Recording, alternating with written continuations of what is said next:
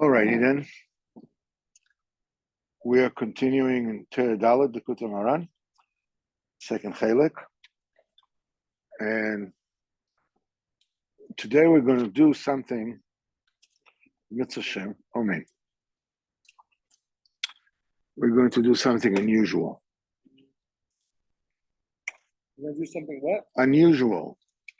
How does Hashem get revenge, though? Let's finish that. That's exactly the same what I wanted to say. We're going to repeat what we learned the last time. Because it was a very complex subject. So we're going to repeat it and try to explain it once again, and hopefully we'll both be able to understand it this time. So basically the issue that we are talking about is the fact that it is through the revelation that everything that happens in the world is intentional, because Baruch Hu does everything.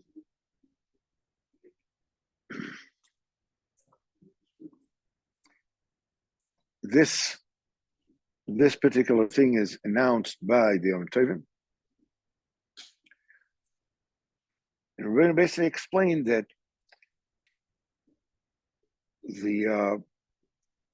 in order to be able to receive the Chesed of Hashem in a constructive, in a productive manner, you have to have the Yira. You have to have Yira Shemayim. Like any kind of handling any kind of abundance in a productive way requires caution, requires Yira of some kind. You know, as they say, a fool and his money will never last together. Oh man. I'm going to waste it, I'm going to steal it from him, whatever.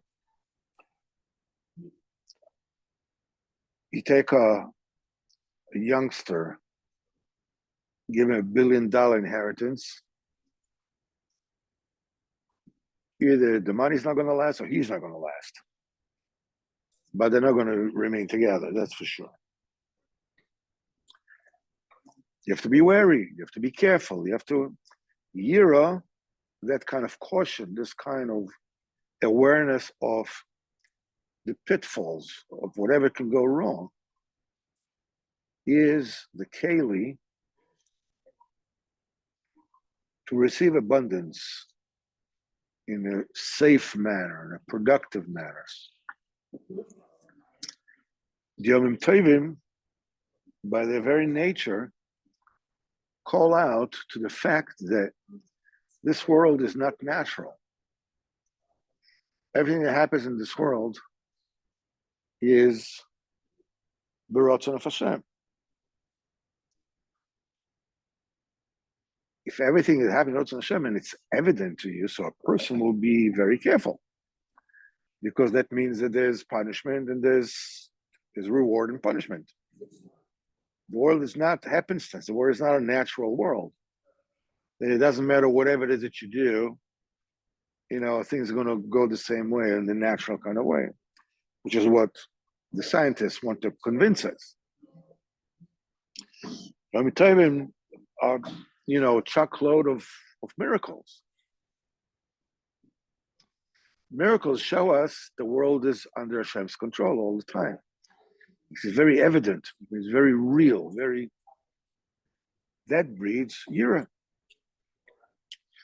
Then the Rebbe says, but when you have that revelation, the reality is the expression of the will of HaKadosh Baruch Hu. There's a surge of what they call the Metzach HaNachash, the chutzpah, of the nachash, which are the scientists, Chachmei Teva.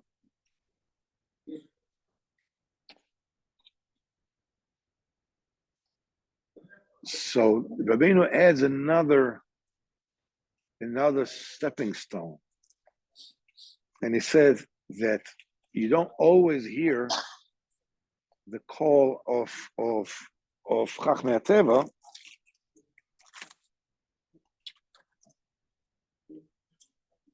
I mean, you don't always hear the call of the Yom Tovim because of the Chachmei Teva, of the scientists. That spirit of scientists that surges. It says, however, according to how much a person has yira, this is how much belief he has that all the bria is Ratzon Hashem. Commensurately, Yasim Chas Yontif. Now Rabbeinu says, what does it mean? It means, A, he knows that HaKadosh Baruch Hu runs everything. Whatever happens is exactly the way HaKadosh Baruch Hu wants it to happen. And not only this, he says that, and we know and we realize that all the hardships that we went through throughout the exiles, HaKadosh Baruch Hu is going to revenge all this. So on Shabbos, on the days that during the weekday, you say Tachnun. It says HaKadosh Baruch Hu will revenge the blood of all those without Kiddush Hashem and so forth and so on.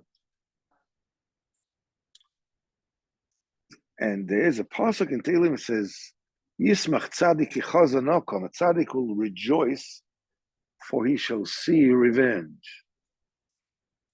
Pam avirchas b'dam yidam harosha, he will wash his steps with the blood of the Rasha. So comes the question, wouldn't it be better, this is what we asked last week, and we're going to repeat this week again, wouldn't it be better that we don't suffer all those hardships and all those persecutions? And Hashem won't revenge, we won't take revenge from them. No foul, no harm, you know what I'm saying? No harm, no foul, whichever way you say it.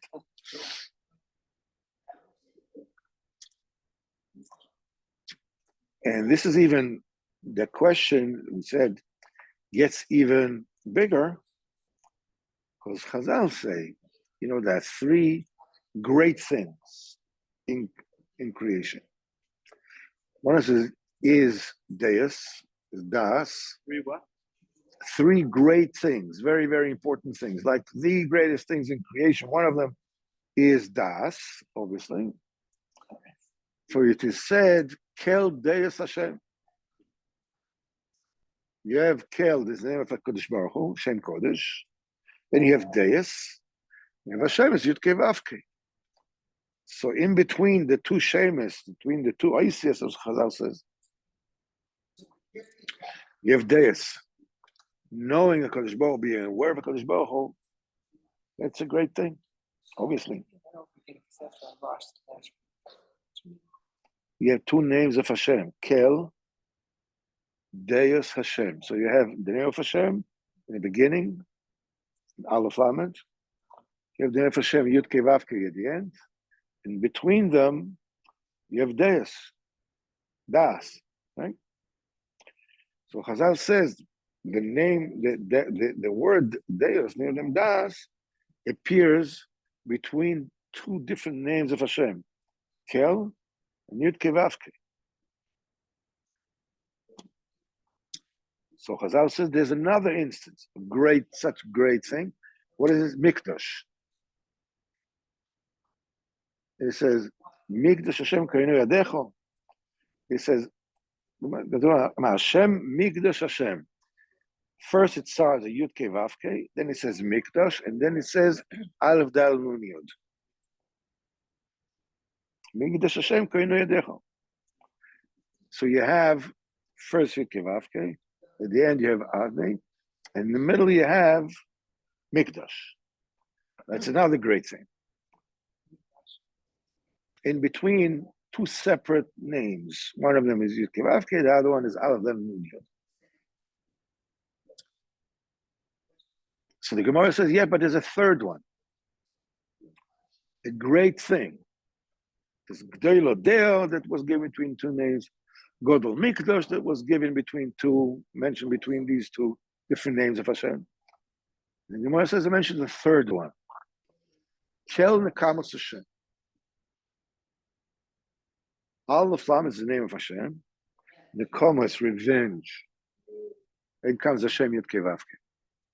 There's no other thing that's mentioned between separate names of Hashem. There's other things that are mentioned between the same name of Hashem. Yes, there is. But when they appear between two separate names, two different names, there are only these three. So, okay, so we can understand Deus. Understand that's a great thing. That's what the world was created for. Mikdash is a great thing. We understand. Mikdash is like Manovet Tzavarech. How beautiful is your neck? This is Beit HaMikdash. It connects the head to the body. The head is Kadosh Baruch Hu, to the body is the world. Beit HaMikdash connects the two. It's a gewaldige thing. But Nekama is, what's so great about Nekama? And it says, Yismach Tzadik Kichazanakom. Tzadik will rejoice, for he has seen revenge. What is the joy of seeing the blood? Where does this come from? Okay, I mean, Hashem Kadosh Baruch Hu will save us, whatever it is, revenge, but such a great thing. To see the blood going. What's so great about it? So we started explaining this very deep concept that Arizal has spoken of. And it goes as follows. Repeat it again.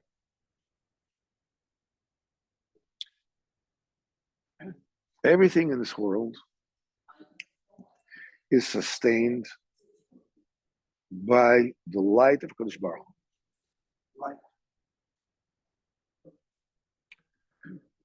The light of Kadosh Baruch Hu is sustaining everything, all that exists. Now, the light of Kadosh Baruch Hu is infinite. That's what we call light. When it is inside every single creation, is a part of a light. What's a part of a light? It's a spark. And it says nitzotzis, that's the spark of Hashem.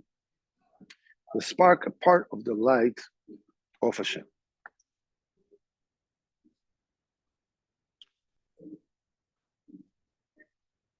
Now, every single existence is comprised of a container, a keli, a vessel, and the light of Hashem, the content, which is the nitzotzis. It's the light of Hashem. And besides nitzotzis, also includes letters and parts of letters. Why? Because the light of Hashem is infinite. So if a Kadosh Baruch Hu creates an ant, everything that infinite creates will also be infinite. That ant will be infinite in size. Kadosh Baruch Hu doesn't want it to be. Kadosh Baruch Hu wants the ant to be the size of an ant. So what takes this infinite light of Hashem and parse it down to size? These are the letters. The mechanism to squeeze the light of Hashem so that different creations can have different size, different look, different color, and so forth and so on, are the letters with which that particular thing has been created with. That's why the entire creation, he says, was created with a saying. Hashem said, let there be light. It was light. Hashem said, let there be Shamayim V'aretz. There were heaven and earth. Hashem every time he says Hashem said, and Hashem said, and Hashem said. You can say, okay. Hashem created the heaven and the earth and so forth and so on. Hashem said. Why did every single thing that Hashem has created, 10 times, actually it's 9 times plus the first one, which is Mamar Sasam, says Hashem said, let there be light. Hashem said, let there be heaven and earth. And Hashem said, let there be trees. And Hashem said, let there be animals. And Hashem said, it'll be fish. And Hashem said, let's create man. So everything is Hashem said. Why is that? Because when Hashem said, he applied the letters. And the letters are the step-down mechanism, which takes the infinite koyach of Hashem and constricts it into the size that the Kodesh Baruch Hu wants every single thing to be. So everything in the world, the light in all the kelim, is comprised of the light of Hashem, which is Nitzitzis, and the letters, and part of letters that were used are the step-down mechanism, the condenser that, puts exactly what the final size of the thing ought to be. Otherwise, it'll be infinite again. Now, so in this world, we have the physical bodies. There's a light of Hashem in it, and the shamas and so forth and so on. Beyond this world, we have the Olam Yetzirah. Olam Yetzirah, the vessels are the Malachim, and the light is again the light of Hashem. It's much higher, much more ruchnistic than the light of this world, in the kingdom of this world. Whereas the light in this world is called b'mechol and nefesh, light in Olam Yetzirah is called the ruach. It's a much higher level of ruchnius. Okay. Above that, you have Olam Abriya. Olam Abriya, there you have Malach HaSharis, you have the Chayes HaKodesh, you have this much, much, much higher level of vessel. And the Chayes HaLokos, the light that is in the vessel, is a lot, much, much, much, much higher. Above that is the world of Atzilus. In the world of Atzilus, now the light in Olam Abriya is akin to Neshama. The Briya is akin to Nefesh, Yetzirah is akin to Ruach, Briya, the light, is akin to Neshama. That's the highest level of a Nivra, right? Olam Atzilus, there are no creations.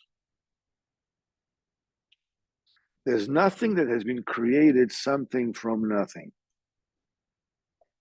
All there is in Olam Atzilus are the spheres. The spheres are not creations. The spheres are modes through which HaKadosh Baruch Hu's light comes to the world. They act as vessels, but they're not nivroim. They're not creations. That within, so the spheres of Olam Atzilus, without getting into the details of it, they are also made of light. They are made of, like you would call it, a thickened light. Like chefs make sauce, they thicken it. In Olam Atzilus, the kelim themselves are made of thickened light, as it were. So the kelim are light, and the light is light. The light which is inside the kelim is much higher, is mamish alakus mamish. It's Galinus Mamish, and the Kalim, the spheres, the Olam Atzilus, are thickened lights. They contain the lights. Now, when at first HaKadosh Baruch Hu created the world, there was a process of Boine Olamais or Machrivan. HaKadosh Baruch Hu would create worlds and destroy them.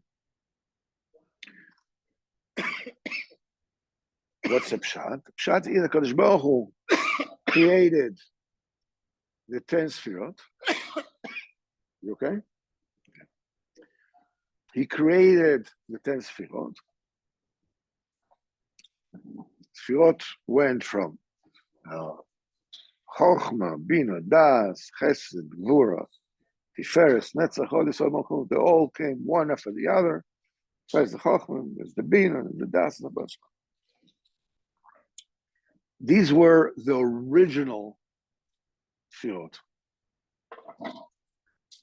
The thing that is unique about the form of these sefirot is that they all come like in a row, one above the other, which means the light of the Chochmah, the spheres of Chochmah, could contain only Chochmah. The light of the Bina, or spheres of Bina, could only contain Bina. It means that these spheres were what are called moichen de katnos, constricted consciousness. What does it mean? A Chochmah can only understand Chochmah, Chesed can only understand Chesed, Gvura can only understand Gvura. What creature do we know that has moichen de katnos? Child, right? A child has constricted consciousness. So what does it mean? It means that for a child, sweet is always good. Chesed can only chesed, if it's sweet, must be good. Because it's a small das, it's constricted consciousness. If it hurts, it must be bad. That's constricted consciousness. It can only interpret things because it cannot contain understandings that things can be contradictory and still coexist. When a person has moichen de gadlus, expanded consciousness, you can understand that sweet can be bad because it makes cavities. You can understand that something that hurts can be good, like inoculations. Inoculations.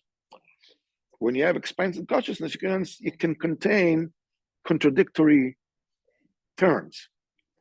But a constricted consciousness can only contain the same, if it's Chochmah, it's Bina, Chesed is Chesed, Gvura is Gvura. Don't confuse me with this contradiction. I don't understand this. The first original spheres were Kevyochel Moichen de Katnos. Each sphere could understand, as it were, its own essence. That's it. Like a child, sweet must be good, painful must be bad. Leave me alone. Now, into those sefirot, as Baruch Hu has shown, has illuminated the primordial light, the infinite light. Well, the infinite light of Hashem contains everything. The Chesed and the Gvur and the Tiferes, everything is within, because the light of Hashem is infinite, contains everything. The Sefirot, on the other hand, were very, very constricted. Each one could only contain whatever contained. What happens when you try to tell a child, you should agree to get an injection because it will make pulling his teeth less painful? Forget about it. I ain't getting no injections, no matter what you do. But it'll hurt you more. I don't care. I know that the injection will hurt. I don't want injections, period. Same thing. You can't eat candies because it'll make you cavities. Or you won't eat your dinner. I don't care. I want the candy. That's it. And if you withhold the candy or you try to enforce the injection, all hell breaks loose, right? You know, put himself on the floor of the supermarket and throwing a tantrum. That's essentially, as it were, what happened with the first fiot. They shattered.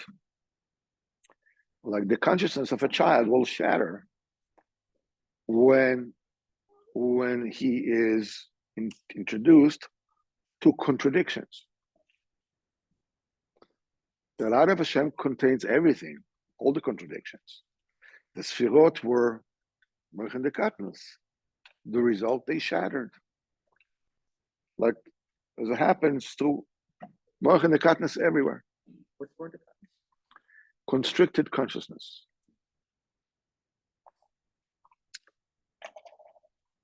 Now,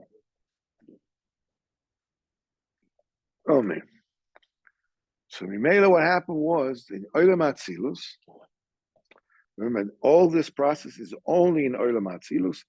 In fact, it only happened in the lowest level of Olam Atzilus, which is Firas Malchus of the Atzilus.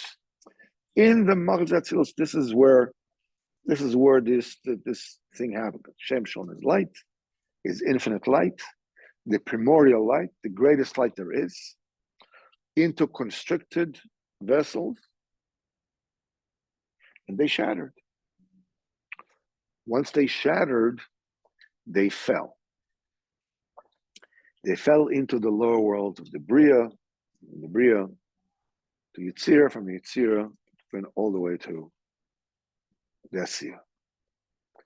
Now we say, B'dvar Hashem Shamayim Nasu, that the Torah came before the world, because Dvar Hashem is the thing that gives vitality and existence to everything, to good and to bad. Kadosh Baruch Hu created the possibility of bad for choice. Without the possibility to do bad, there'll be no choice. Okay? Now, Kadosh Baruch Hu looked at the Torah and created the world. It wasn't that Kadosh Baruch Hu created the world and says, okay, what would be the operation manual for this world? Okay, we'll create Torah. No, it didn't happen like that. First was the Torah, and the letters of the Torah came before the world. And with the letters of the Torah, Kadosh Baruch Hu created the world. The 10 Sefirot, the Nitzotzes, the sparks of the light of Hashem, and the letters of the Torah. These exist in absolutely everything, in the good and in the bad. In all the temptations, in all the vices, in all the urges, the Sitra Achra presents, there are the letters of the Torah. There are letters and parts of letters, pieces of letters. The sparks of the primordial light with the shards, the pieces of the original Kalim, they exist in everything in the Bria, in the good and in the bad. So comes the question, so that's the after this Boine or Lomas Machrivan, who created the initial world and destroyed it. Then the Kodesh Baruch Hu created the second phase. The second phase was comprised, still is comprised, of two rectified mechanisms. A, the spheres have changed. Now every sphere, instead of just being Chochmah is only Chochmah, Bina is only Bina, Das is only Das, and so forth and so on. Now all the spheres became fractal. In other words, each one was contained contained every other sphere as well. In other words, in the Chokhmah, you have Chokhmah, Bina, Das, Chesed, Gvura, Tiferet, Netzach, Hod, Sod, Malchut. And each and every one of a subdivision, the Chokhmah of the Chokhmah also is divided 10 spheres. And each one of those is also divided 10 spheres ad infinitum. That's why where you have Chesed, Chesed, Chesed, Gvura. That's right. That's right. That's right. Before it, Chokhmah was only Chokhmah, Bina was only Bina, Chesed was only Chesed. So now each one of them contains each and every one of them. Division within division, then there is called a fractal principle. Continues again, again, again, again. So that was one tikkun. Now the spheres can contain contradictions. Because within the chesed, there's Gvura also, Gvura the chesed. You know, the Tiferet the chesed, and so forth and so on. Within Gvura, there's chesed the Gvura, and so forth and so on. So they can contain contradictions. Already mentioned the gadlus. This is expanded consciousness. The second tikkun was that the light is also dimmed. It's not the initial primordial light that shatters everything, because nothing can contain it. Shamayim, Shmei Shamayim, lo yachal kaluka. It cannot contain it. Now the light itself was dim. So now you have what you call modus vivendi. You know, you have a situation which is sustainable. The light is a little less, the kelim are more capable. Now the worlds can exist. So you have on one hand, you have the Olam Atikon, you had the upgraded spheres, you have the lowered light. That can exist. On the other side, we have the shards of the primordial spherot with the sparks, the holy sparks of the primordial light, which is infinite, which is much, much, much greater. That lies within the klipot. That light, that great light, with the broken letters and whatever, everything is in it, because with Dvar Hashem everything was done with Torah. This gives the chayus to the klipot, to the netherworld, to the realm of defilement. Comes the question, how do you get it out? How do you extricate the sparks of that great primordial light from the kelipot, from the bad? The initial light broke and they fell down to the klipot. The shards of the initial sphirot. That is the klipot. The fact that the light of Hashem is gone. That's the klipah. Kadosh created bad. It says Yoitze or Overa Choshech. Kadosh created bad specifically so there can be choice. The bad is the concealment of the singularity of Hashem. That nothing but Hashem exists. The fact that we don't see it, that is the essence of bad. That is the essence of klipot. And it's being held alive in existence by the primordial, infinite light of Hashem. Rabbeinu explains it in Torah Beis Chalek Beis that Dafka, the Mkomot HaMetunofim, the filthy places, they get their chayas from the first ma'amah, the first saying of Hashem, which is so concealed, it doesn't even say there that Hashem said and let there be. That's Bereshis. It says, Bereshis bara Elokim es hashamayim v'ta'aretz. It doesn't say, and Hashem said, let there be a beginning, Shemayim v'ta'aretz. Chazal said, you know, there are 10 ma'amoras, there are 10 sayings with which the world was created. But we always see 9 that are mentioned. Chazal said the first one, where it doesn't say Vayomer. is also a mamar. It's also a saying, but it's concealed. Doesn't even say that Hashem said that. It's called mamar sasum, and that status of the mamar sasum is completely concealed, completely impossible to understand. Why? Because it feeds the klipot. It feeds the levels of bad, of defilements, B'tevo the Zora, and all the tinuf. It receives the chayes directly from the more primordial light of the Mama Sasam. So how do you get it out of there? The answer is when you have a temptation to do something you shouldn't, and you don't listen to that voice, and you keep yourself from doing it, that breaks the klipa and gets the primordial light out. So when you suddenly get these thoughts that you should not have in your head, It's not what? should not have in your head, should not think, and you look at yourself and it says like, what happened to me? I used to be better than that. What do I want from my life? I mean, like,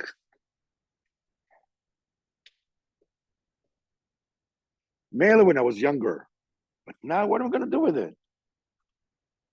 What do I need these kind of thoughts in my head? It's ridiculous. I'm like a dog is chasing a car. What if I'm going to catch up with the car? What am I going to do with it? It sounds ridiculous. It's just like, it's a joke. Nevertheless, I have these thoughts. Why? The answer is when I stop myself from thinking these thoughts, I say, please, please, please, please. No. You're holding it off. With this, you're breaking the klipa. Like a nut, you're breaking the shell. And taking out the primordial light, you're saving it. Now it is yours. So don't be distressed if you have all these temptations. Somebody is very hungry. He says, "Oh, steal 10 shekels, a big deal, buy a falafel." Well, nobody will know, nobody will see, nobody will notice. And you don't do it. You're breaking the klipa, and you rescue the primordial light, the pieces of letters that are in there. Now, then you daven and you learn Torah. And with the davening and learning Torah, what you're doing is you're taking out, you already filled your belly with pieces of sparks and letters and parts of letters and whatever it is. You have a belly full of them. Okay, Baruch Hashem, you have a whole arsenal of. But what are you going to do with them? What are you going to do with all these sparks and pieces of letters and so forth and so on? The answer is you learn Torah and you daven. And when you learn Torah and you daven, what you're doing is you're building you're piecing those pieces together, the pieces of letters and the sparks of those together, and you get a new asoga, the Kodesh Baruch Hu. With the third tefillah comes from Olam Hatikun. The light is dimmer, but the spheres the kalim are more elaborate. On the other hand, you have the primordial light, the infinite light, pieces of it, pieces of letters, that you are rescued from the klipot. You broke the klipa, and with the tefillah and the Torah, you put them together, and you have a sagas elokus. You have perceptions of godliness, of elokus. You perceive Hashem. This is how the world was created. You withstand temptations, you daven and you learn Torah, you're making kalim for asagas elokus. Bingo. This, you brought the bria to where it's supposed to be. You got yourself to where it's supposed to be. Okay. Up to here, everything is clear? Okay. Now comes a $64,000 question. I mean, so until now we understood the principle of it. That's in the best of cases, this is how it works. What happens, as you say, if you're not able to do it? What happens if you fail? What happens if you lapse? You fall off the wagon? What happens then? You had an opportunity to retrieve this primordial light, this infinite light, and make it yours. Or was this just a whim that happened? No problem. No, it was an opportunity. And it's gone because I failed. How can that be retrieved? The answer is we have to go through Golus. Because in physicality, in the physical world, the offshoots of the Klipot are the nations. United Nations, Greta Thunberg, Hamas, England, France. Oh, the Klipot. They are the Klipot. Yeah, they're offshoots. They're the creations, the physical representations of the Klipot is them. Right? Yeah. Yeah. And their role is to extricate the punishment upon us. Extricate the punishment? Take Yeah. away the punishment? No. Extricate means take away. Oh, I'm saying that. What do you mean they're supposed to apply? Execute. Yeah, there's the execute. Whatever it is that the lost opportunities, whenever it is that they oppress us, whatever they oppress us, they are basically taking those opportunities that we failed. Because when we failed, why did we go into goals? Because basically the Shrishon was about the Zohar, Shfichas Dom, and so forth and so on. And the second one was Chinas Chinas. Then we went in goals. What good does it do? Okay, fine. So we failed. What are we going to goals for? Yeah. Okay. So it keeps on going, keeps on falling. So, בסופו של דבר, at the end of the day, when a Kadosh Baruch Hu is going to save us from them, rescue us from them, he's going to take revenge. By taking revenge, Kadosh Baruch Hu is breaking the Kelipot. When he breaks the Kelipot, all that captured light that it took from us, it fell to them from all the affairs that we did, from all the missed opportunities that we missed, all the lapses that we lapsed, all the falling off the wagons that we fell. All those are in the Kelipot. Because Baruch Hu takes revenge on them. He retrieves that primordial light, which something he put back again. And again, we have both the primordial light and the light that came already afterwards in Olam Atikon. Olam Atikon, the Olam of rectifications, where they have spheres, it's Chesed, Tiferes, left and side and center and so on and so on. So now we understand what is the reason why revenge is so important. Because if we would not have fallen into disrepute, we wouldn't need to go into Galus. Understand? That's Israel. Everything would be fine. But since we did not do that, since we did fall into all kinds of hanky-panky, so now we have to fall in the hands of the Goyim. They have to oppress us.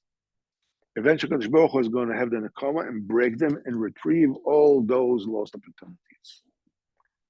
Those don't go anywhere. They go into the goyim. The goyim extract What goes to the goyim? those lost opportunities, that the light that fell down in the shards of the klipot, the initial breakage. It's all there. When we get a temptation, we get an opportunity to get that light out. If we fail, that goes back in. So what? It's gone forever? No. They exercise the punishment upon us. We give whatever we need by that. And Kosh Baruch Hu takes nekama on them and takes the light out completely. This is the reason Yismach Tzadik Chazon. Tzadik will rejoice, for he has seen revenge. Palmov Yirchatz B'Dam Rasho. Palmov is Mishon Shalosh Palmim B'Shono. 3 times a year, all your male will see the light of, the face of Hashem. This is Pesach, Shavuos, and Sukkot. Shalosh Palmim. That's a Palmov. When you get the light from the Yom Tovim properly, that in itself will be Hashem. When Hashem will take his revenge of the goyim and he will going to break the klipot, the Ratzon of Hashem is going to be completely revealed. The way it is in Yom Tovim, going to be revealed when Hashem is going to take the revenge, because the light, the primordial light, is going to come out. All those missed opportunities, all that thing is what happens if you miss, whatever if you fail, all this will come back with the revenge. It is the breaking of the klipa, shining the light, the klipa is gone. So with this, we repeated last week's shir. Hopefully, I will understand it better. You'll understand it better. But it's to be continued next week in Mitzvah Shem B'Linena. Kol Tov and good Shabbos. What cinema? This is